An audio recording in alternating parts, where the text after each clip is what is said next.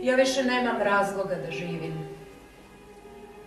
Naročito posle onog što se dogodilo mojoj Smilji.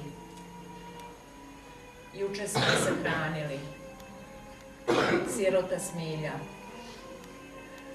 Popila otrov, izdahnula u mukama.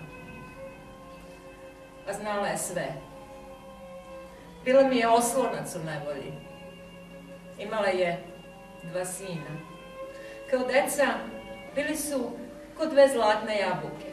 Sportisti, košarkaši. Šalile smo se nekad da smo mogle da postanemo prije.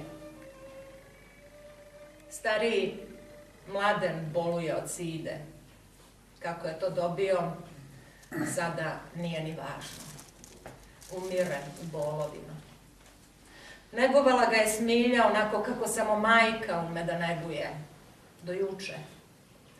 Lekari mu dali metadon protiv bolova, on uzima lek, ali kao da ne deluje, jauče.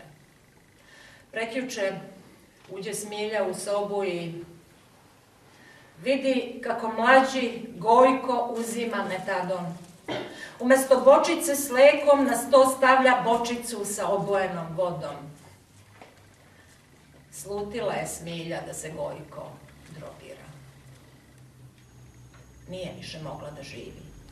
Napisala mi je pisanica. Ni ja više ne mogu. Mislila sam da mi je ostala Maja, a Maje nema. Poslednji put se javila iz Južne Afrike. Verovala sam da će se vratiti. Sada u to više ne verujem. Ne verujem više ni u šta osim u patnju.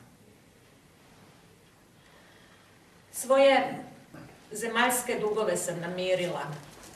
Svet napuštam bez žaljenja. Jedno ne znam, doktore. Gde smo